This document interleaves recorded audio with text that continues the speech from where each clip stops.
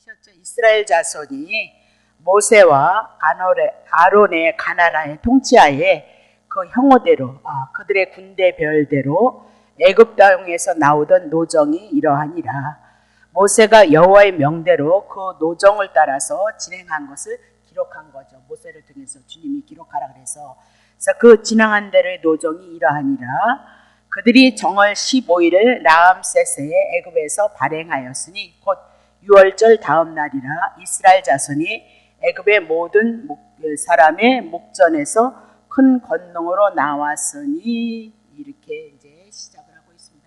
그래서 이제 민수기 33장은 애굽에서부터 출발해서 어디죠? 모압 평지 요단가 모압 평지 48절까지 38년의 과정을 이제 모세를 통해서 이끌어왔던 그 모든 역사를 기록하게 되어졌던 거죠. 아마도 가장 감명이 깊었던 사람은 모세였지 않을까요? 애굽에서부터 6월절 어린 양의 사건을 통해서 많은 38년의 모든 역사를 가지고 하나님이 그들을 이스라엘 백성을 향해서 이끌어왔던 그 역사를 이제 보게 되어지니까 가장 감명이 깊었던 사람은 모세였을 거라는 그런 생각이 듭니다. 오늘도 우리가 하나님의 은혜 안에서 하나님의 역사 안에서 그분에게 붙잡혀서 하나님의 선하신 뜻을 이뤘던 사람들은 감명이 깊을 수밖에 없다 그렇게 얘기를 하고 있는 거죠. 잠시 잠깐 저 사담을 하자면 우리 이주숙 권사님 그 딸내미 시온이가 여러분 구혜종과 그 연속을 보신 분들은 보셨을 거예요. 근데 그래가지고 이단들이 더 난리래요. 빨리 이제 지금 저 북한이 핵 문제가 있어가지고 전쟁 펼칠지 모르니까 구원 예배를 타야 된다 그래가지고 또 그걸 이용해서 아주 뭐 난리들이라고 그렇게 얘기를 하더라고요. 그래서 시온이한테 아마 접근을 했던 것 같아요. 그래서 6월절을 잘 지키고 있느냐 뭐 이제 그런 식으로 얘기를 해서 왜 6월절을 지키느냐 구약에 있는 모든 말씀을 예수님이 다 이루시고 성취한 시대 속에서 믿고 살아가고 있는데 왜 6월절을 지키라고 하느냐 그렇게 얘기를 했더니 두 사람이 더 쫓아와가지고 같이 합세를 해서 공약을 하더라는 거예요. 그러니까 어떻게 변론을 했는지는 모르지만 하여튼 똑 떨어지게 변론을 했다라고 그렇게 얘기를 하면서 얼마나 대단한 일이에요 여러분. 그래서 문자로 보면 6월절을 어떻게 영원히 구약에는 지키라 그랬고 6월절 어린 양 고린도전서 5장 7절을 통해서 예수 그리스도가 성취했다라고 그렇게 얘기를 하고 있잖아요. 그러니까 말씀이 모르면 뭐 핵 전쟁 뭐 곧 터질 것처럼 저렇게 난리가 나고 있으니까 구원 예배를 타지 않으면 어떻게 된다고. 그러니까 그런 위기심에 있는 사람들 어떻게 해요? 끌려가게끔 되어져 있다 그렇게 얘기해요. 그러니까 말씀을 우리가 알면 임나도 2000년 전에 다 언약하시고 성취한 것 안에서 그것이 믿음이 되어지고 그것이 내가 진정으로 주님 앞에 감사가 되어져서 주님을 경외하는 자리에 있다면 하나님의 은혜를 누리고 살아갈 수 있다 그렇게 얘기를 하고 있는 거죠. 자 그러면 이제 민수기 우리가 찬양 한 절 하겠습니다. 하고요. 이제 민수기 33장은 이제 32장을 통하여서 요단을 건너가지 않게 해주세요 그렇게 얘기하면서 요단 이편의 땅을 요구했던 루벤과 갓 지파에게 이제 여차해서 책망을 하고 그들이 다시 맹세를 해서 가나안 땅에 들어가기까지 싸우겠습니다라고 그렇게 다짐을 받고 이제 이스라엘이 하나가 되어진 거죠. 이스라엘이 하나가 되어져서 약속의 땅에 들어가려고 여호와의 전쟁을 준비하고 있다 그렇게 얘기하고 있는 거예요. 여호와께서 싸우시는데 이스라엘 민족을 통해서 여호와께서 배후에서 일하시고 앞서 나가서 전쟁을 향해서 치러가고 있다 그 얘기죠. 우리는 여호와의 전쟁을 다 2000년 전에 예수 그리스도께서 다 이루셨고 그것이 믿음이 되어짐으로 말미암아 오늘 그 은혜 안에서 성령님의 내주하심을 통해서 여러분이 영적인 가나안 하나님의 은혜를 누리느냐 누리지 않느냐의 문제로 나온다 그 얘기죠. 믿음이 되어져서 육신의 소욕을 죽이고 성령의 소욕에 이끌림을 받고 성령의 내주하심에 이끌림을 받았을 때 오늘 우리들에겐 가나안이라는 하나님의 주신 그 은혜 은혜를 누릴 수 있다라고 그렇게 얘기를 하고 있는 거죠. 그래서 38년의 여정을 향하여서 민수기 33장을 통해서 우리들에게 말씀하고 있으니까 그렇게 하다 보니까 너무너무 시간이 출애굽기서부터 시작해서 민수기의 과정을 다 그려내는 것이니까 그것을 풀어내려고 하니까 은혜도 되지만 너무 오래 시간이 걸리더라고요. 그래서 잠깐 이렇게 하다가 시간이 되어지면 이제 민수기 33장을 향해서 마무리를 할 수 있도록 그렇게 해 나갈 테니까 이제 우리 한번 살펴봅시다. 자, 민수기 33장 1절부터 다시 할게요. 자, 이스라엘 자손이 모세와 아론의 가날 하에서 항우대로 군사대로 이렇게 애굽 땅에서 나오던 때의 노정이 이러하니라. 2절, 모세가 여호와의 명대로 그 노정을 따라 그 진행한 것을 기록하였던 거고요. 그 진행한 대로 그 노정은 이러하니라 그러면서 3절 보세요. 자, 그들이 정월 14일 라암셋 애굽에 있는 성읍이죠. 라암셋에서 발행하였으니 출발했다는 거죠. 애굽에서 출발했는데 곧 6월절 다음 날이요. 이스라엘 자손이 애굽의 모든 사람의 목전에서 큰 권능으로 나왔더라. 이렇게. 우리 이제 공부 많이 했으니까 정월 15일 그리고 곧 6월절. 그리고 6월절은 어떻게 했죠? 정월 14일이었고, 그죠? 정월 14일이었고. 그 다음날 6월절 어린 양의 피로 6월절 어린 양이 죽음으로 이스라엘 백성들의 문설지에 임방의 피를 바름으로 그들이 애굽에서 나왔던 거 여러분 기억하시죠? 그리고 6월절 다음날 15일날 애굽에서 발행이 되어졌더라라고 그렇게 얘기하고 이스라엘 자손이 애굽의 모든 사람의 목전에서 큰 권능을 행했더라 그렇게. 그럼 애굽이라는 세상의 나라 바로라는 그 사단의 밑에서 어떻게 나올 수 있냐? 예, 제 문제를 해결하지 않으면 세상에서 사단의 그늘 아래서 나올 수 없다 그 얘기죠. 출애굽기 12장 29절 볼게요. 밤중에 여호와께서 애굽 땅에서 모든 처음 난 것 대표성이에요. 위에 앉은 바로의 장자로부터 시작해서 옥에 갇힌 사람의 장자까지 생축에 처음 난 것을 다 치심해. 30절. 그매함에 바로와 그 모든 신하와 모든 애굽의 사람이 일어나고 애굽에 큰 호곡이 있었으니 이는 그 나라에 사망치 아니한 집이 하나도 없었도다라고 그렇게 얘기를 하고 있어요. 그러면 이스라엘 백성에겐 출애굽기 12장 13절을 통해서 6월절 어린 양의 죽음으로 말미암아 문설주에 피 바르고 임방의 바름으로 이스라엘에겐 죽지 않았어요. 장자들이 죽지 않았고 애굽의 뜰은 피가 없기 때문에 6월절 어린 양의 피가 없기 때문에 그들은 사망이 임했다라고 그렇게 얘기를 하고 그리고 나서 이제 15일날 애굽으로부터 출발했다 그 얘기죠. 신약에 와서 이것은 우리에게 예수 그리스도의 이 복음이 믿어짐으로 말미암아 제사함을 받은 것이 6월절이고 그리고 그 달서부터 15일서부터 우리가 애굽에서 제된 세상에서 우리가요 이제 하나님의 나라에 옮겨져서 광야로부터의 우리의 삶이 시작되어진다는 것을 우리들에게 말씀하고 있다 그렇게 얘기를 하고 있는 거죠. 그래서 정월 15일 그렇게 얘기를 해 나가면서 정월 15일 그러면서 거기 밑에다 뭘 풀어요? 곧 6월절을 풀고 있는 거예요. 그러면 이스라엘 백성이 어떻게 나왔느냐? 6월절 어린 양 때문에 애굽에서 빠져나올 수 있음을 우리들에게 말씀하고 있다 그렇게 얘기하고 애굽의 모든 사람이 목전에서 큰 권능으로 나왔도다라고 그렇게 얘기를 하고 있는 겁니다. 자, 그러면 라암셋 애굽의 나일강 아래에 있는 지역이다 그렇게 보시면 되는 겁니다. 그게 잘 안 돼요? 그것 좀 한번 꺼져보세요. 그럼 추우신가 본데.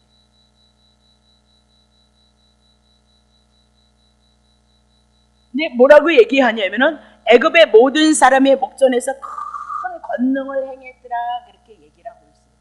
이 큰 권능 우리가 능력을 좋아하잖아요. 큰 권능은 이스라엘 백성이 하나님께서 애굽에서 큰 권능을 베푸신 것이며 6월절 어린 양이 죽은 거다. 신약이 오면 예수 그리스도가 우리를 위해서 죽은 것이다. 그 이스라엘 백성에게 10가지 이적과 기적이 있었죠. 그리고 마지막 재앙이 6월절 어린 양이었단 말이에요. 그러니까 1 이적과 기적과 9가지는 아무리 이적과 기적이 있었을지라도 이스라엘 백성이 애굽에서 빠져나올 수 없었다 그 얘기를 하고 있고요. 한 가지 6월절 어린 양으로 말미암아 죄의 문제를 해결하고 사망의 문제를 해결하면서 이 애굽에서 그들이 건져 나올 수 있었고 빠져나올 수 있었던 것을 큰 권능으로 이렇게 얘기를 하고 그것이 곧 6월절인 그런 것을 우리들에게 말씀하고 있다 그 얘기죠. 자, 신약에 오면 우리가 이 6월절을 어떻게 풀 것이냐? 로마서 5장 1절입니다. 그러므로 우리가 믿음으로 의롭다 하심을 얻었은즉 우리 주 예수 그리스도로 말미암아 하나님으로 더불어 화평을 누리자. 제된 세상에서 예수 그리스도가 죄값 지불하시고 우리를 위해서 다시 건져내심으로 우리가 하나님과 어떻게 화평을 누릴 수 있는 관계가 되어졌다 그 얘기죠. 자, 고린도전서 1장 18절 십자가에도 그랬습니다. 복음인 거죠. 예수님이 나를 위해서 죽고 나를 살리셨다는 것은 멸망한 믿지 않는 자들에게는 웃겨진다는 거죠. 예수님이 십자가에서 왜 우리 죄를 위해서 죽었대 그렇게 얘기를 하고, 구원을 우리들에게는 하나님의 능력인 거예요. 그럼 그 능력이 뭐냐? 예수가 우리를 위해서 죽고 우리를 살리셨던 복음이다. 십자가에서 피 흘리심이다. 3일 만에 부활하심이다 라고 그렇게 여러분이 보셔야 되는 거죠. 자, 그러면 4절 볼게요. 애굽인은, 빨리 나오세요. 자, 애굽인은 그랬습니다. 여호와께서 그들 중에 치신 모든 장자를 장사하는 때라 그랬습니다. 여호와께서 그들을 치신 모든 장자를 장사하는 때라, 여호와께서 그들의 신들에게도 벌을 주셨도다라고 그렇게 얘기를 하고 있습니다. 그러면 이스라엘 백성들을 향해서 10가지 이적과 기적을 해야 되는 것은 이스라엘 백성이 전체적으로 섬기고 있었던 신에 대한 얘기, 거기까지 다 알아들이지 못했는데 신들과 연관이 있는 거예요. 그럼 그들의 신들이 이제 이적과 기적을 통해서 아무것도 할 수 없었다는 것은 여호와만이 하나님이심을 드러내고 있다 그렇게 얘기하고요.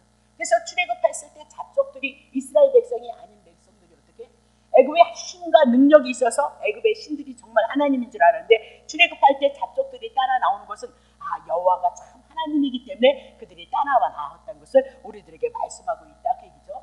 그래서 이스라엘 백성이 이렇게 육적으로 출애굽했던 거, 사실적인 그 사건을 들어서 영적인 출애굽, 우리를 향해서 이면적인 출애굽, 내면적인 출애굽을 향해서 우리들에게 말씀하고 있다는 것을 여러분이 놓치시면 안 된다 그 얘기죠. 그럼 출애굽하는 역사는 어디에서 근거해서 나오느냐? 창세기 15장 13절 보죠. 여호와께서 아브라함에게 이르시되 너는 정령이 알라. 네 자손이 이방에게 애굽에게 객이 되어져서 그들을 섬기며 그들은 400년 동안 네 자손을 괴롭게 하리라. 그 섬기는 나라를 내가 다스릴 것이고 그 후에 네 자손이 큰 재물을 이끌고 나오리라. 너는 장수하다가 평안히 조상에게로 돌아가고 장사될 것이다. 그러면 출애굽에 대한 사건은 이미라도 아브라함을 통해서 언약하셨던 사건이죠. 애굽에게서 이방인에게 가서 400년 노예로 살다가 다시 나올 것을 언약하셨어요. 그래서 그 언약을 성취하심으로 말미암아 그분이 누구시라고? 여호와 하나님이시도다라고 그렇게 얘기를 하고 있는 거죠. 그건 구약은 그림자고 신약에 와서 예수 그리스도로 말미암아 우리가 구원받을 것을 말씀하셨지만, 그것은 우리의 모태가 어디 있어요? 창세전의 언약.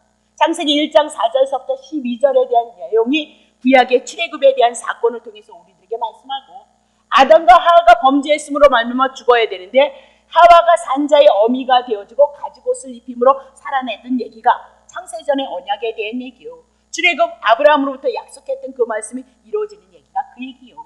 신약에 와서 예수 그리스도로 말미암아 우리가 구원을 얻는 얘기가 그 얘기요. 그 얘기가 다 어디로 못대로 본질이 어디에 있느냐? 창세전의 언약을 향해서 하나님이 일어나가고 있다. 그러니까 그 언약이 다 이루어지고 나면 주님이 오실 날이 멀지 않았다. 그렇게 얘기를 하고 있어요. 그래서 마태복음 25장을 향해서 열천의 비를 통해서 반이 하나님 앞에 부름을 받고 반이 하나님 앞에 재림의 사건에 들림을 받지 못하는 사건이 있다. 그러니까 그 사건은 결국은 이방인의 시대는 이제 끝나게끔 되어져 있어요. 로마서를 통해서 이방인의 시대는 끝나고 주님이 올 때가 되면 이 복음이 어디로 가는 거죠? 유대인에게 돌아가는 거예요. 그래서 유대인을 향해서 재림에 대한 사건을 말씀하고 있다. 다 등을 준비했는데 뭐가 없었던 거예요? 기름이 없는 자, 성령의 기름 부으심이, 성령의 인치심이 없는 자가 있는 거예요.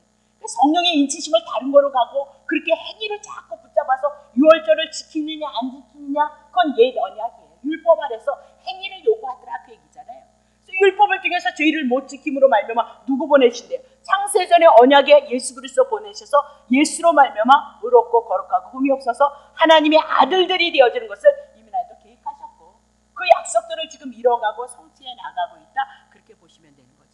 그러면 이제 이 38년 38번을 이들이 옮겨나가는 작업을 해나가는 것은 신약에 사는 성도들의 삶이, 우리들의 삶이 육을 거스리고 영을 따라서 성령의 인도하심을 받는 그 삶이 결코 쉬운 삶은 아니고 우리와 동일하게 이런 삶을 살아가고 있다는 것을 우리들에게 경계로, 교훈으로 우리들에게 주고 있다 그렇게 얘기를 하고 있는 거예요. 그들이 넘어진 거 우리가 굳이 그렇게 넘어진 위해서 갈 필요가 뭐 있겠느냐. 넘어졌으면 하나님이 그들이 어떻게 해요? 사사기를 통해서, 여호수아를 통해서 사사기가 더 쉽겠네요. 얼마나 그들이 하나님 앞에 징계를 많이 받았냐 그렇게 얘기를 하고 있는 거죠. 다시 볼게요. 자, 그러면 이스라엘 백성들을 향해서 이제 이 애굽에서 너무 중요한 거예요. 6월절 정월 15일 날 출애굽했던 큰 건너로 나왔던 것은 구약의 이스라엘 백성을 통하여서 하나님이 택하신 하나님의 말씀했다 그 얘기죠. 자, 그러면 신들에게도 벌을 줬던 것은 그런 것이다 그 얘기입니다. 자, 그러면 5절 보세요. 이스라엘 자손이 라암세스에서 이제 뜨는 거예요. 네, 라암세스 출발해서 숫곳으로 진쳤도다라고 그렇게 얘기를 하는데, 여기서 38장을 향해서 여러분이 보면 6절에도 7절에도 발행하여 진쳤고 발행하여 진쳤고 발행해서 진쳤고 그렇게 얘기해요.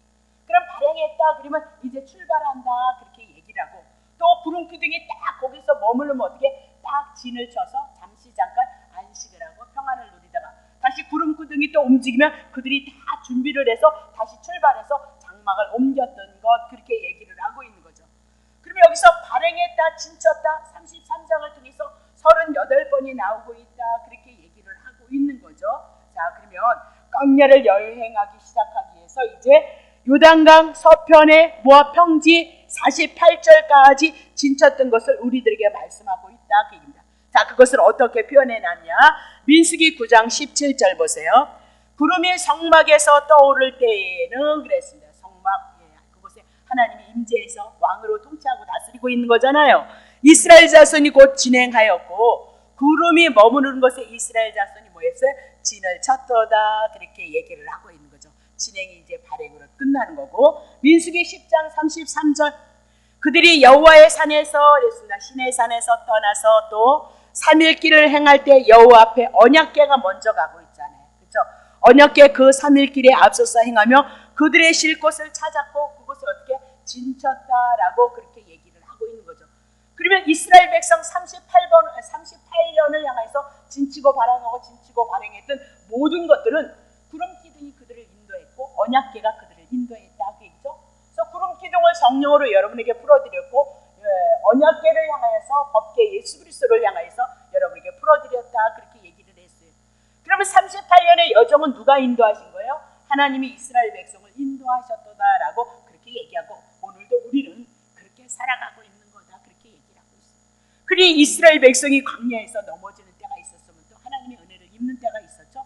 넘어지고 낮추는 때가 있었으면 세우시는 때가 분명히 있었다는 것을 여러분이 기억하셨으면 좋겠어요. 자, 신명기 31장 보세요. 1장 31절.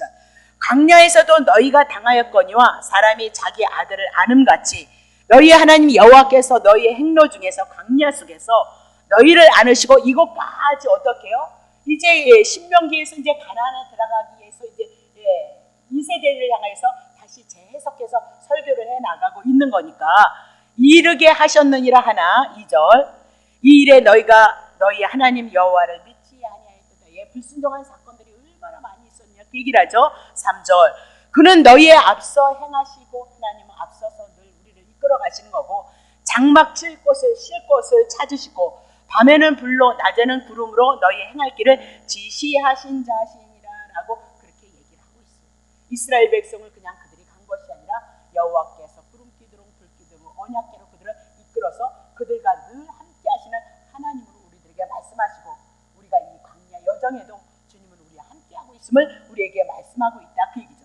그래서 이 요정을 향해서 세 시기로 나누는데 5절서부터 시작해서 그냥 눈으로 보세요. 15절 치세요. 자, 라암세서 출발해서 르비딤에서 발행해서 신의 광야로 지쳤고라고 그렇게 얘기를 하고 있죠. 그럼 이스라엘 백성이 애굽 땅 라암세서 출발하여서 신의 광야에 진쳤고 한 신의 산까지다라고 그렇게 얘기를 하고 있는 거죠. 그래서 그것이 3개월째 날수는 한 달 반 정도이다라고 그렇게 얘기해요. 그러니까 이 기간 동안 어떤 일이 있었냐? 유월절 사건이 있었고, 홍해바다가 있었고, 건너는 사건이 있었고, 만나주시는 사건이 있었고, 물 없다가 난리쳤을 때 반석에 맞아서 생수를 주는 사건이 있었고, 그리고 출애굽기 19장 20장을 향해서 율법을 주시는 것이 있었고, 25장을 향해서 40장까지 뭘 했죠? 성막을 통해서 성막을 완성하는 데까지 과정을 그려냈다 그렇게 보시면 되는 거죠. 그러면 이건 뭐예요? 유월절서부터 홍해바다 건넜다. 예수님이 피뿌림을 인하여서 구원을 받아서 우리가 홍해보다 제외된 세상에서 나와서 뭘 먹어요? 만나 예수 그리스도를 먹고 늘 끊임없이 예수 그리스도가 목마른 우리에게 생수가 되어져서 우리가 하나님의 은혜를 누리는데, 자, 애굽에서 나왔던 것은 율법 아래 제 아래 있다는 것을 율법을 통해서 19장 20장을 통해서 24장까지 율법을 주신 거고, 복음을 통하여서 우리가 하나님의 은혜를 입어간다는 사실을 이제 그림자 경고용으로 우리들에게 말씀하셨다. 그렇게 보는 거죠. 자, 그리고 16절서부터 보세요. 신의 강야 16절 치세요. 신의 강야에서 발항하여 기브롯 핫다에 진쳤고 그렇게 얘기를 하면서 36절까지예요. 36절 치세요. 에스온 게벨에서 발행하여 신강야 가데스, 좀 생각나죠? 가데스 바디아 사건 12 정탐권에 대한 사건이 있었다. 그렇게 얘기를 하고 있는 거죠. 그럼 이런 가정은 신의 강야에서 불신앙으로 말미암아 그들이 광야에서 방황한 기간 한 38년을 또 하나님이 말씀을 하고 있다. 그렇게 보시면 되는 거예요. 그래서 이 기간의 행사를 보면 10 족장들이 원망과 불평해서 1세대가 다 죽어나가 맞는 그런 사건이 있었고, 또 오다가 고라의 일당이 이제 모세와 아론을 향해서 반역해서 죽는 사건이 있었고, 그리고 모세와 아론을 인해서 불신앙을 가져서 1세대들이 그곳에서 죽음을 가지는 그 가정이 있었다. 그 얘기입니다. 자, 그러면 37절서부터 37절 가데스에서 이제 다시 발행해서 애굽 에돔 국강 호르산에 진쳤는데 어디로 오냐면요 49절까지 넘어옵니다. 49절 치세요. 요단가 우리 많이 봤죠? 이제 요단가 모압 평지까지 온 거예요. 평지의 진이 베여시못에서부터 아벨 시팀에서 미쳤더라라고 그렇게 얘기를 하고 있는 거죠. 그러면 이제 거기서 시작해서 모압 이제 건너면 어떻게 해요? 요단을 건너기만 하면 어디에요? 가나안 땅에 이르는 사건이다라고 그렇게 얘기하고, 요 기간 동안 어떤 사건이 있었냐? 시온과 바사나 그 땅을 정복하는 사건이 있었고, 발람이 계계를 썼던 사건이 있었고, 또 이스라엘 백성이 원망해서 불뱀의 물림으로 노뱀을 달아서 이스라엘 백성을 살리는 사건이 있었고, 인구조사가 있었고, 그리고 원수 미디안을 갚는 사건이 있었다. 그렇게 얘기를 하고 있는 거죠. 이것이 38년의 가정이다. 그렇게 얘기를 하고 있어요. 자, 그러면 출애굽기나 민수기를 거쳐서 우리는 이제 많이 공부를 했으니까 요걸 가정을 주님 앞에 찬양을 해요. 하나님이 하신 그 일을 시편은 다 구약의 이스라엘 백성들이 역사했던 거예요. 그들이 하나님을 경험했던 거, 다윗이 하나님 앞에 경험했던 거, 솔로몬이 하나님을 경험했던 것을 시로 주님을 높이고 찬양하는 거다. 그 얘기죠. 그러니까 찬양이 뭐냐? 구원받은 그 은혜를 아는 자들이 이제 하나님 앞에 찬양하는 것이 시편이다. 그러니까 구약 성경의 역사와 배경을 알지 못하면 시편은 풀지 못해요. 기도의 제목입니다. 기도 제목으로 쓰세요. 예, 그렇게 되어질 수 있지만 배경에 그들이 어떤 문제 속에, 어떤 가정 속에, 어떤 원인 속에 하나님이 어떻게 일하셨는가, 이것이 우리들에게 풀어졌을 때 믿음이 되어지고 주님을 찬양하는 거죠. 그게 근거인 거죠. 그 에베소서도 1장 7절을 통해서 그 은혜를, 그 구속에 대한 은혜를 찬미하는 것은 예수 그리스도에 대한 그 은혜와 죄를 통해서 구원을 받을 수밖에 없는 우리들의 모습을 통해서 주님을 찬양해 나갔을 때 진정한 찬양이, 진정한 예배가, 진정한 우리들의 마음의 심령의 고백이 아버지 앞에 예배가 되어지고 산제사가 되어지고 영광이 되어진다는 것을 우리들에게 말씀하고 있다. 그 얘기죠. 자, 시편 68편. 자, 그래서 쭉 하는데 두 절만 볼게요. 하나님이요 주의 백성 앞에서 앞서서 나가서 광야를 행진하셨을 때에, 그렇게. 그럼 광야 38년의 역사는 누가 인도하신 거예요? 주의 백성 앞에서 누가 이끄신 거예요? 여호와가. 불기둥 구름기둥이 그들을 지키고 보호하고 언약궤가. 그래서 용서를 받고 하나님의 은혜를 힘입어서 하나님의 언약하신 어디까지 온 거예요? 가나안 땅에 왔다. 그러니까 여호와란 언약을 이루시는 분이다. 그렇게 얘기고, 구약에서 여호와를 이스라엘 백성을 향해서 구원하시고 그들을 살리시는 사건은 신약에 와서 예수 그리스도를 통해서 살리시고 구원하는 역사로 나오고 있다. 그렇게 얘기죠. 그러니까 구약에 있는 역사는 반드시 신약을 통해서 해석을 해줘야 되고, 신약을 통해서 구약을 볼 수 있는 눈이 열려졌다면 적어도 우리가 하나님께서 말씀하시는 이 성경 안에, 진리 안에 가까이 와 있다는 것을 우리가 알 수 있다.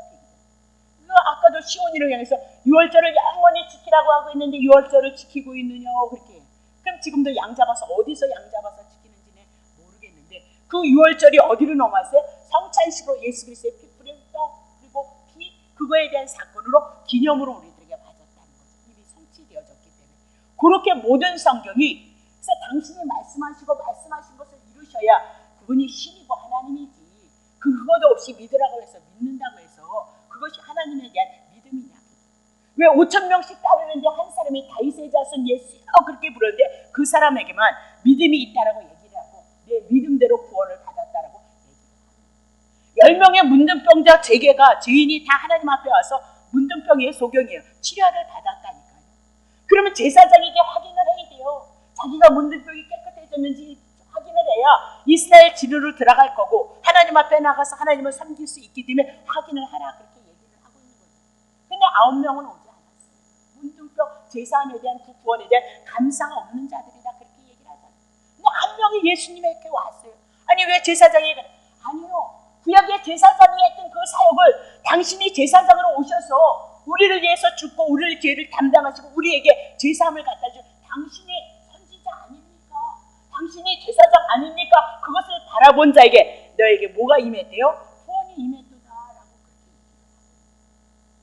굉장히 중요한 거예요. 여러분 그냥 근거 없이 뭐 그렇게 하면 된다라는 그 믿음 가지고 가진 것이 아니라 내가 이 복음을 통해서 그리스도를 붙잡고 하나님의 은혜와 공유를 구함으로 우리는 하나님의 자녀이니까 하나님께서 우리들에게 은혜 주시게끔 되어져 있다 그렇게 얘기를 하고 있어요. 구약의 율법은 행위를 향해서 우리들에게 말씀하고 있는 것은 뭐예요? 너네들 지키지 못한다 그 얘기를 하고 있는 거죠. 그래서 예수 보내주시겠다 약속하셨던 거고요. 신약에 와서도 동일해요. 우리에게 하라고 권면을 하지만 우리 지켜내지 못하고 있다고요.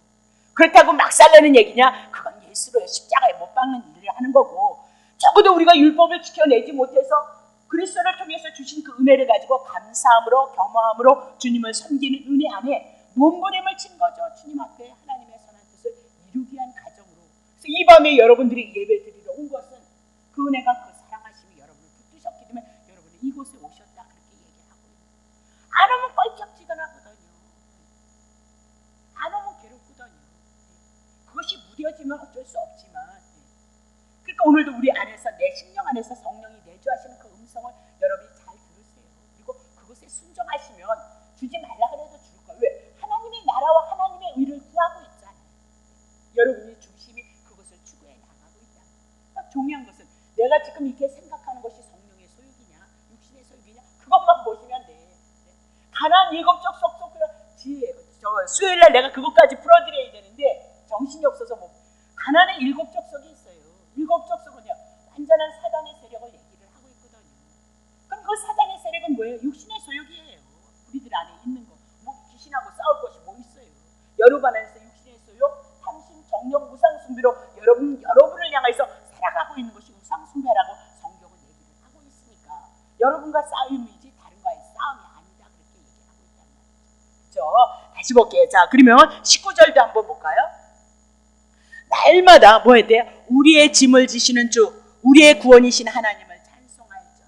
가나안 땅에 들고 뭐 시편에는 다윗도 있고 많은 사람이 있잖아요. 그 신앙을 고백했던 사람들이 바벨론에서 포로가 되어졌던 것도 나온 것도 시편으로.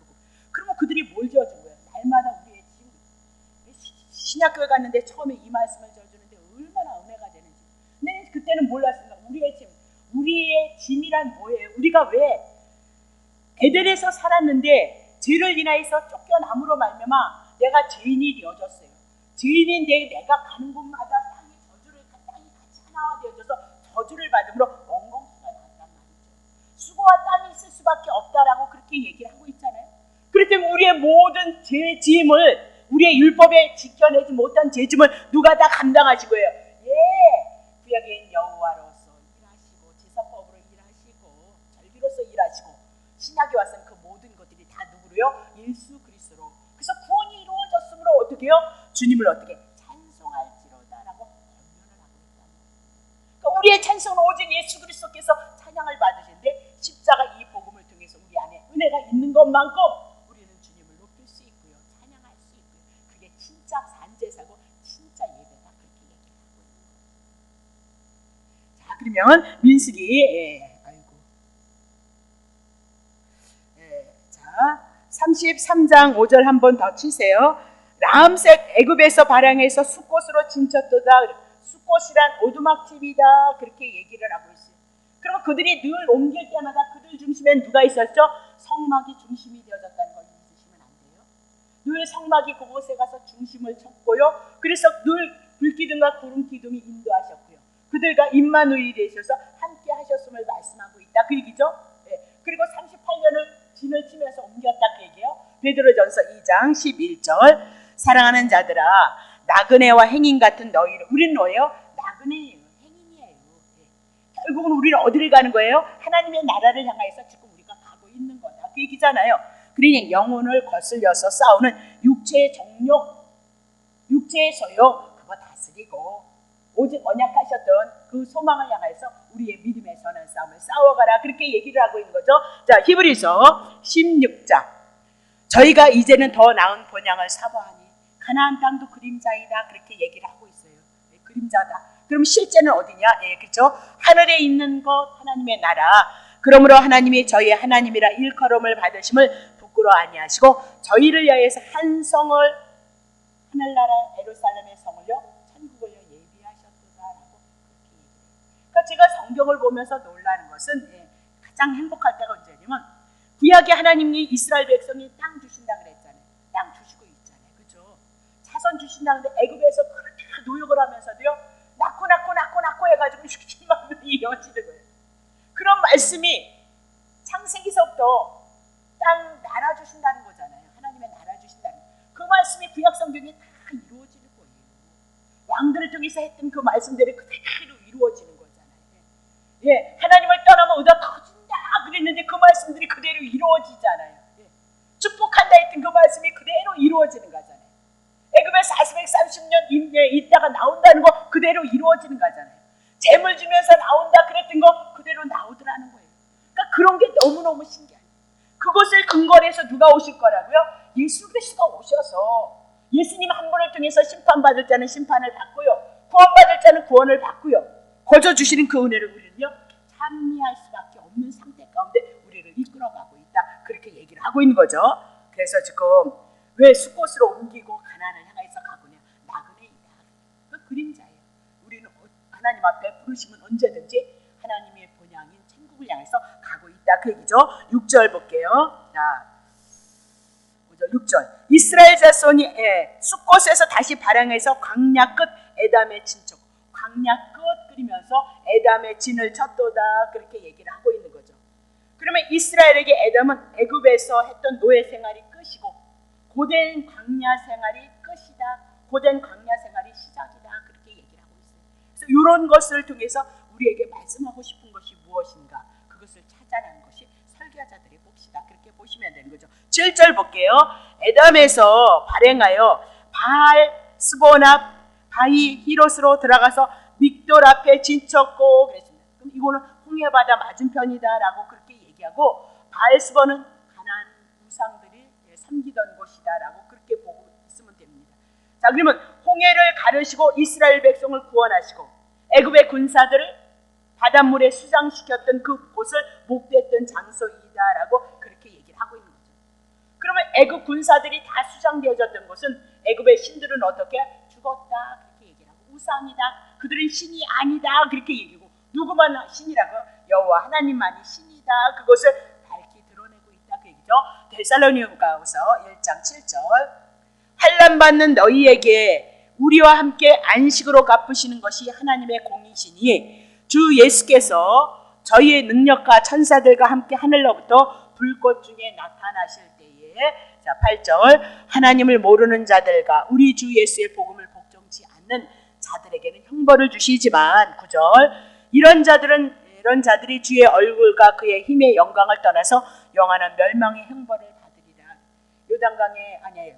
홍해 바다에 수장되었던 애굽 사람들은 믿지 않는 자로 말미암아 심판받을 것에 대한 모형이었고 믿는 자들은 구원받을 것에 대한 출애굽했던 이스라엘 백성은 구원받은 자들의 모형이었던 것을 우리들에게 얘기하고 있다. 그 얘기죠. 요한일서 5장 21절인가요? 자녀들아 너희의 자신을 지켜서 어디에서 멀리해요? 우상에서 멀리하라. 그렇게 얘기해요. 근데 우상이 멀리할 수가 없는 거예요. 우상을 만드는데 우상이 어디야 있는 자기를 위하여 그렇게 얘기하고 있어요. 그러니 여러분이 육신의 소욕에 있느냐 성령의 소욕에 있느냐 그 얘기를 우리들에게 말씀하고 있는 거예요. 그럼 내가 육신의 소욕에 있다면 어떻게 해요? 깨닫게 하셔서 사사기를 통해서 훈련을 시키고 있는 것이 그거다. 그러니까 복음 그러니까 이 복음을 알지 끝까지 쫓아오셔야 된다고요. 복음을 잘못 먹어서 이상한 데로 돌아가는 사람들이 너무나도 많이 있단 말이에요. 더 은혜를 알고 더 사랑을 알게 해서 더 주님을 섬기게 위해서 이 복음을 가리키는데 이 이 복음을 자기 안일함과 편안함과 방탕함으로 갖고 가는 사람들이 있어요. 복음을 잘못 먹는 자들이 분명히 있어요. 그러니까 그들은 어떻게 주님이 간섭하시지 않으면 어떻게 할 방법이 없단 말이죠. 자, 8절 하시겠죠, 주님이. 자, 8절 보세요. 하이롯 앞에서 발행하여 바다 가운데서 지나 광야에 이르고 에덴 감야로 3일 길을 지나가서 마라에 진쳤고 그렇게 얘기하죠. 그러면 바다 가운데 그렇게 얘기하고 호동양의 바다도 얘기를 하고 있는 거잖아요. 그럼 광야에 이르렀다 그러면 홍해 바다를 통과해서 신광야를 향해서 나아갔다라고 그렇게 얘기하고 있는 거죠. 그러면 하이롯이라는 것 이곳을 통해서 신광야를 잇는 다리의 역할을 한다라고 그렇게 얘기를 하고 있는 거죠. 그래서 거기서 뭘 갔어요? 마라에 진쳤다. 출애굽기 15장에 대한 사건이 있었죠. 가다 보니까 물이 쓴 거죠. 그럼 광야는 다 쓴물이다 그 얘기예요. 고난이다 그 얘기를 하고 있잖아요. 광야에서 마실 것이 없어요. 그래서 뭐가 던져지는 거야? 한 나뭇가지를 던지니까 쓴물이 뭐가 됐어요? 예, 단물이 되어졌죠. 그럼 이 나뭇가지가 뭐야? 예수님이 십자가에서 올라가시는 십자가에서 저주를 담당하시는 율법의 제약을 담당하셨던 뭐죠?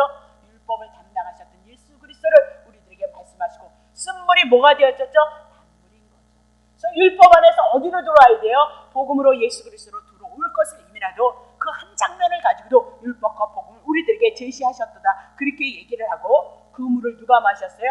백성들이 마셨도다 그렇게 얘기를 하고 있는 거죠. 자, 그리고 9절 보세요. 마라에서 발행하여 엘림에 이르니 엘림에는 샘물 12이 나왔네요. 우리 했죠. 12가 그럼 구약의 교회들이고 종려 70주가 있었으므로 거기에 진을 쳤도다라고 그렇게 얘기를 하네요. 그러면 그게 어디 있느냐? 자, 어디에 대한 얘기예요? 9절이에요. 네. 그러면 샘물 12을 그렇게 얘기를 하면 생수가 있는 구약의 교회가 되어졌던 것을 얘기하고 있어요. 마라에서 쓴물이 단물이 되어져서 오니까 그것에 뭐예요? 샘물 12 구약교회가 하나님의 은혜를 입을 것을 말씀하고 있다고 얘기죠. 그래서 종려나무가 뭐예요? 시들지 않는 나무, 번영을 얘기하고 사시사철의 나무로 그들을 인도하셔서 잠시 잠깐 어떻게? 쉼을 얻었던 거죠. 그럼 광야 38년을 향해서 발행하고 진치게 했을 때 이스라엘 백성들은 뭘 붙잡아야 되는 거예요? 마라에서 쓴물이 단물이 되어졌던 그것을 통해서 잠시 안식을 누렸지만 광야이기 때문에 또 어떻게 해요? 고난이 있다 그렇게 얘기를 하고 있어요. 그리고 그 고난 속에서 주님이 가나안 젖과 꿀이 흐른다는 그 땅을 향해서 인도하시는 그 하나님의 언약을 바라보고 이렇게 샘물 12 종려 나무를 향해서 바라볼 수 있는 그 믿음을 가지고 하나님을 향해서 광야를 걸어가고 있는 거고 우리가 이 광야 메마른 사막 같은 이 땅에서 오직 우리에게 은혜를 주실 분은 복음 되시는 예수 그리스도를 바라보면서 어디를 가고 있는 거야? 광야로 임마누엘로 불기둥과 구름기둥으로 법궤로 그들을 이끄셨던 예수 그리스도에 대한 그 믿음을 가지고 우리가 주님을 바라보고 그게 뭐라고요? 믿음인 거죠.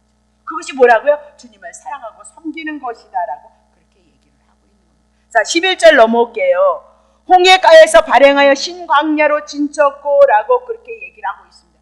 그러면 이 신광야 생존할 수 없는 것이다. 황무한 땅이다라고 그렇게 얘기고 광야는 뭐였어요? 이스라엘 백성들의 믿음을 시험하는 장소였다. 그러니까 그 광야에서 이스라엘 백성이 누굴 그리워해요? 힘들면 누굴 그리워해요? 애굽을 그리워하는 거잖아요. 파 먹고 싶다, 오이 먹고 싶다, 메추라기 먹고 싶다. 그래서 뭐야? 원망과 불평했던 장소이다. 그래서 그들을 향해서 뭐 줘요? 만나 주고 메추라기 주고 그들이 식탁을 풍요케 하신 하나님. 광야 속에서 하나님은 목마르면 뭘 주신다고요? 예, 은혜 주시게끔 되어져 있다 그렇게 얘기해요. 그러니 우리는 마태복음 6장 25절 그러므로 너희에게 이르노니 목숨을 위하여 먹을까 마실까 하지 마라. 자, 그렇게 얘기를 하죠. 그래서 하나님의 나라와 하나님의 의를 구하라. 더불어 주시겠다. 그러니까 구하니까 막 기도로만 끝나는 것이 아니라 그것을 향하여서 하나님의 선한 하나님의 나라 천국 이민하도 왔으니까 예수님을 통해서 하나님의 나라가 임할 것을 기억하고 그분의 뜻을 추구하는 삶을 살아가라 그렇게 얘기를 하고 있는 거죠. 천국이 왔다니까요. 마귀의 세계가 떠났다 그렇게 얘기하고 있다는 거죠. 자, 빌립보서 4장 18절 보세요. 내게는 모든 것이 있고 또 풍부한지라 에바브로디 편에 너의 준 것을 선경금을 받았다 그렇게 얘기해요. 사도 바울이 내가 풍족하다 그래서 복음을 전할 수 있다 이 얘기잖아. 이는 받으실 만한 향기로운 재물인데 하나님을 기쁘시게 한 것이니라. 19절 나의 하나님이 그리스도 예수 안에서 영광 가운데 그 풍성한 대로 너의 모든 쓸 것을 채우시리라. 하나님의 나라를 위해서 쓰여졌더니 사도 바울이 그렇게 고백을 하잖아요. 예수 그리스도 안에서 영광 가운데 드려졌던 그 풍성한 것 너네들이 하나님 앞에 드려졌느냐? 그러면 풍성한 가운데 너의 모든 쓸 것을 하나님께서 채우시리라라고. 그러니까 그냥 정말 주님의 선함을 이루기 위해서, 하나님의 선한 뜻을 위해서 여러분의 신앙을 고백하는 것이 뭐예요? 산제사예요. 하나님 앞에 산 예물이다라고 그렇게 얘기를 하고 있는 거잖아요. 자, 14절 한번 칠게요. 알로스에서 발행해서 르비딤에 진쳤고 거기는 마실 물이 없어서 또 원망과 불평해서 모세가 어떻게 했어요? 2번 힘으로 율법을 대표로 해서 어디에 못 들어가죠? 가나안 땅에 들어가지 못했던 거 얘기하고 있다. 그래서 반석이 매를 맞으심으로 어떻게 해요? 이스라엘 백성에게 생수를 주셨던 것을 말씀하고 있다. 그렇게 얘기를 하고 있는 거죠. 자, 그러면 다 넘어오면서 그런 가정이다 그 얘기입니다. 자, 37절 넘어오세요. 37절. 자, 가데스에서 발행하여서 에돔 국경 호르산에서 진을 쳤는데 38절. 이스라엘 자손이 애굽 땅에서 나온 지 40년 5월 1일이 되어졌어요. 그러니까 이제 광야가 1년 나오면서 또 어쩌고 저쩌고 해서 38년이라고 여러분에게 풀어드렸는데 40년 5월 1일에 제사장 아론이 여호와의 명으로 호르산에서 올라가서 거기서 죽었더라 그렇게 얘기하죠. 민수기 20장 아론이 죽었던 사건을 여기서 얘기를 하고 있죠. 39절 아론이 호르산에서 죽었던 때의 나이 123세였도다라고 그렇게 얘기를 하고 있어요. 대제사장이었고 모세보다는 형이었죠. 3살 위였다 그렇게 얘기를 하고 말을 잘해서 못해요 그러니까 누구를 붙였어요? 아론을 붙였던 사건. 굉장히 훌륭한 인물이었지만 부정적인 면도 우리들에게 나타나는 거죠. 금송아지 사건 가지고요. 애굽에서 인도해냈던 그게 우리거든요. 그러니까 오늘도 우리는 보여지는 대로 나타나는 대로 그것을 그렇게 원하는 거예요. 어쩔 수 없어요. 육에 있고 땅에 속해 있기 때문에 가는 과정은 그렇다 그 얘기예요. 그러니 주님이 주신 은혜가 얼마나 크냐 그 얘기죠. 자, 사도행전 7장 41절을 이렇게 풀어요. 자, 그때 저희가 송아지를 만들어 우상 앞에서 제사를 하며 자기 손으로 만든 것을 아주 그러니까 우상 금송아지는 누가 뭐예요? 자기가 만들고 뭐예요? 신이 다 부르는 거예요. 지금 우상들이 다 그런 거예요. 자기네들이 만들어서 신으로 섬기고 얼마나 어리석냐 그 얘기를 하고 있는 거죠. 고린도전서 10장 7절 너희 중에 어떤 이들과 같이 너희는 우상 숭배하는 자가 되지 말라. 기록된 바 구약 성경에 백성이 앉아서 먹고 마시며 일어나서 어떻게 금송아지 있는 데에서 뛰어놀았도다라고 그렇게 얘기를 하고 있어요. 그러면 이렇게 아론을 부정적인 면을 향해서 왜 나타내고 있냐? 대제사장인 예수 그리스도를 대기합니다. 율법 속에 속한 대제사장이기 때문에 그렇다 그 얘기예요. 율법 속에 속한 대제사장이기 때문에 흠이 있는 모습을 드러내고 있도다 그 얘기죠. 그러면 이제 복음 안에서 새 언약 되시는 예수 그리스도는 흠이 없기 때문에 실수가 없는 거고 죄가 없다 그래요. 완전히 그분이 율법을 다 지켜서 우리들에게 전가시켜줬다. 그러니까 언제든지 예수 그리스도를 소망하면서 바라볼 수 있는 믿음이 우리에게 있다 그 얘기를 하고 있는 거예요. 히브리서 7장 22절 이와 같이 예수는 더 좋은 언약이에요. 구약의 옛 언약은 대제사장이었지만 하나님의 이적과 기적을 가졌지만 40일을 못 참아요. 그리고 금송아지 가지고 먹고 마시고 뛰어놀고 있도다 그렇게 얘기를 하고 있잖아요. 그래서 더 좋은 언약 예수 그리스도가 오셔서 우리들에게 보증이 되어주셨도다. 자, 요한일서 2장 1절 너희 이에 죄를 범치 않게 하려 함이니라 이렇게 쓰는 것은 누가 죄를 범하면 아버지 앞에서 우리에게 대언자가 있다는 거예요. 곧 의로우신 누구예요? 대제사장 아론이었던 대제사장이 신약이어서 예수 그리스도이도다 그죠? 하나님 앞에서 그가 무엇을 하느냐 2절 저는 우리의 죄를 위한 할목제물이니 우리만 이해할 뿐 아니 온 세상의 죄를 이해하심이니라. 온 세상의 죄를 누가 가져갔다고요? 예수 그리스도가. 그래서 하나님 앞에 우리가 섰을 때는 예수 그리스도 머리부터 발끝까지 피묻힘이 있어서 우리의 죄는 보이지 않고 누구만 보이는 거예요? 예수님의 피만 보이는 거죠. 죄사함에 대한 은혜만. 그래서 어디를 통과한다고? 하나님 앞에 나가서 은혜를 입게끔 되어져 있다. 그렇게 얘기를 해 나가고 있는 거죠. 그래서 레위기에 7번 피뿌리라. 그게 그렇게 중요해요. 완전히 죄의 문제 깨끗이 해결했던 것을 7번 피뿌림으로 레위기를 통해서 우리에게 얼마나 많이 얘기했느냐 그 얘기를 하고 있는 거죠. 자, 그러면 아론이 죽을 때 어디에 올라갔어요? 호르산 중이에요. 호르산에서 진쳤더라 그 얘기는 호르산에서 올라가서 죽은 것은 예수 그리스도께서 부활하고 승천하실 것을, 가장 높은 곳에 올라가서 죽은 것은 예수님이 뭐 하실 것이고 부활하고 승천하실 것을 말씀하고 예언하고 있도다. 그래서 사도행전을 통해서 예수님이 어떻게 부활하고 승천한 것이 역사적으로 그대로 성취되어졌다, 그렇게 보고 있는 거죠. 자, 그리고 이제 39절 넘어오세요. 123세에 죽었는데, 자, 아론이 호르산에서 123세고요. 가만히 있어요. 죽었다, 호르산에서. 아랏 왕이 어디서 나오나요? 안 나오나요? 네, 자, 40절이네. 자, 40절 치세요. 네, 가나안 땅 남방에 관 가나안 산 아라 왕이 이스라엘의 뭐래요? 네, 우음을 들었도다. 이런 게 굉장히 좋아요. 지금요, 가나안 땅에서는 하나님의 역사를 가지고 이스라엘 백성이 여호와의 능력과 권능을 가지고 가나안 땅을 향해서 보고 있는 거예요. 그럼 가나안 땅 뭘까? 쏘는 거죠. 네. 그리고 여호와에 대한, 하나님에 대한 인식이 알게 되어지는 과정. 그 이스라엘 백성은 지금 뒤돌아본 건 38년 고난이었지만 여호와 하나님께서 그들을 향해서 넘어지고 쓰러지는 그들을 향해서 이끌어 오셨던 하나님, 이제 가나안 땅에 들어간다는 그 믿음 안에 용기 백배한 거고 믿음이 충만할 수 있도록 하나님께서 은혜를 베푸셨다라고 그렇게 얘기를 하고 있는 거거든요. 자, 그러면 이제 50절 보세요. 50절. 자, 여리고 맞은편 요단가 앞 모압 평지에서 여호와께서 모세에게 일러 가라사대 이스라엘 자손에게 말하여 그들에게 이르라, 너희가 요단을 건너라. 그러면 어디 들어가요? 가나안 땅에 들어가거든. 그랬어요. 그럼 들여보낸다는 거예요? 안 들여보낸다는 거예요? 예, 들여보내겠다, 그 얘기죠. 자, 52절. 그 땅 거민을 너희 앞에서, 첫 번째 몰아내는 게 뭐예요? 가나안 땅 거민을 너희 앞에서 몰아내라, 그렇게 얘기를 하고 있어요. 그리고 두 번째, 그 새긴 석상 부어 만든 우상을 다 파멸하라. 그리고 산당을 회파하도록 하라라고 그렇게 얘기하고 있어요.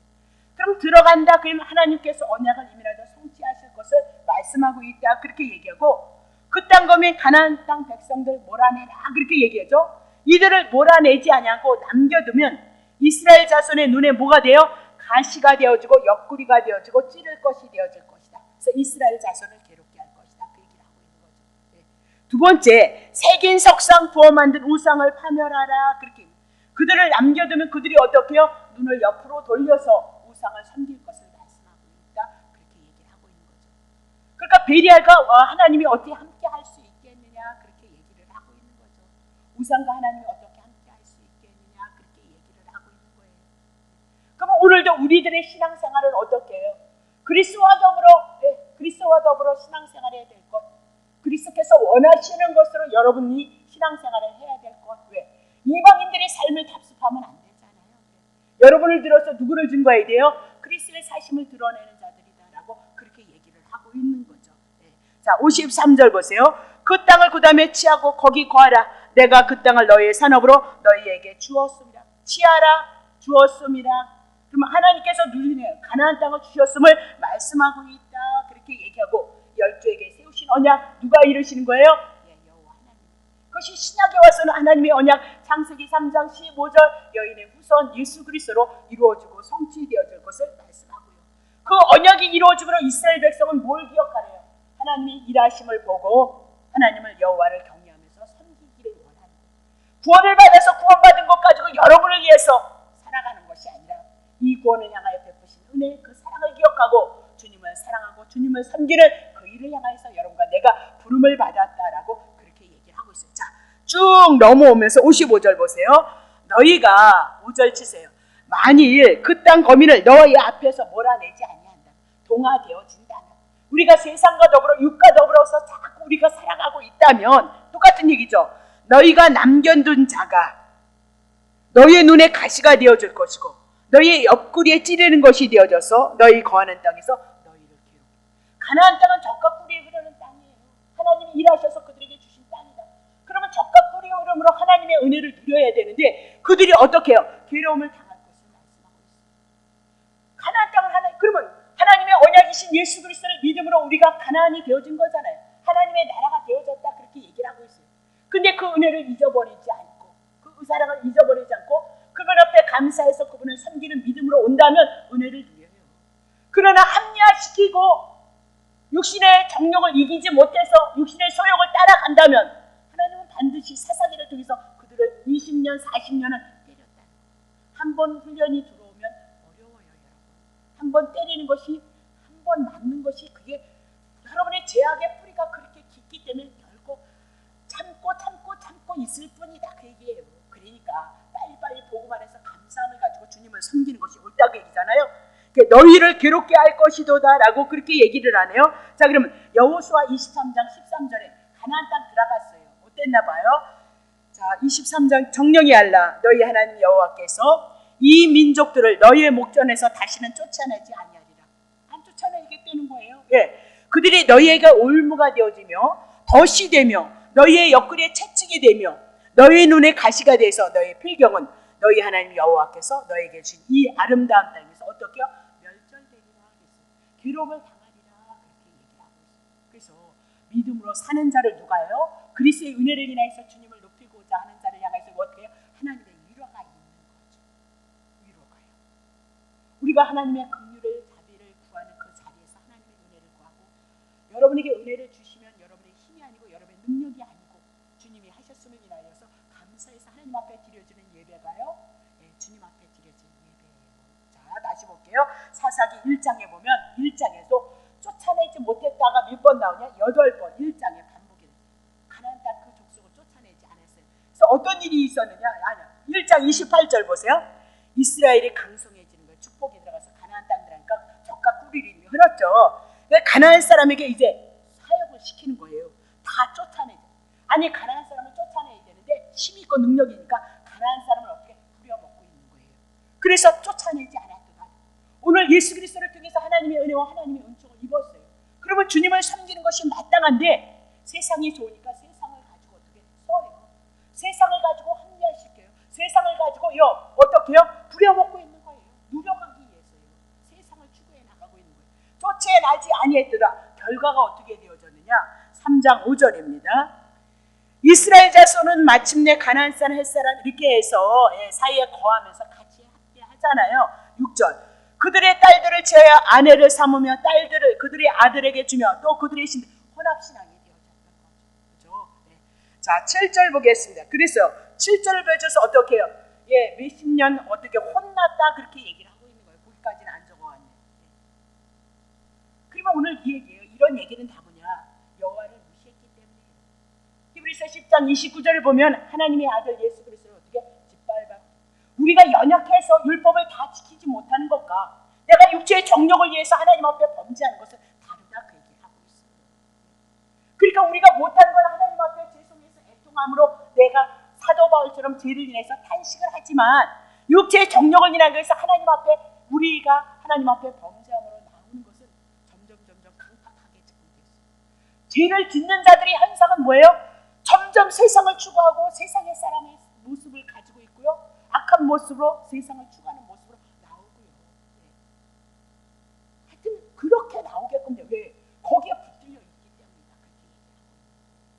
그러니까 늘 중요한 것은 아침에 상번제 했잖아요. 아침에 일어나서 예수님을 뒤돌아보면서 오늘 하루 여러분에게 기도를 요구하지 않지만 뒤돌아보면서 모는 은혜였으며 그렇게 원했는데도 불구하고 제가 오늘 조금 잠을 많이 자요. 저는 이제 막 옛날에는 시간이 아까워서 막 잠을 안 자려고 막 2시에도 나가서 막 세수를 하고 성경을 보는데 이제는 뭐 그냥 병원에서 잠을 많이 자래요. 그래서 그냥 낮에도 조금 여부라는 게 일하는데 내가 너무 죄송해서 그래서 낮에 잠을 안 잤는데 잠을 많이 자요.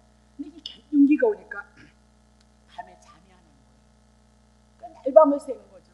날밤을 새는데 그냥 들을 수는 없잖아요. 또 말씀을 듣고 그러다 보면 거기에 신경이 예민해지니까 그냥 또 꼬박 새고 그러는 거예요. 그러니까 막 혈당이 막 올라가대요. 잠을 못 자고 그러니까 막 혈당이 오늘 병원 가니까 잠을 좀 많이 자세요. 그렇게 얘기하고. 근데 이제 모든 것이 경련기의 증상이 그런 증상이 있어요. 그래서 낮에도 조금 잤는데 이제 교회 예배 드리러 오는데 너무 죄송한 거예요. 여러분에게. 오늘 여러분은 하루 종일 일하셨을 거 아니에요. 저는 이 목사라는 렛대를 가지고 하나님 앞에 여러분보다 더 열심히 살아야 되는데 불구하고 잠을 자니까 죄송스럽단 말이죠.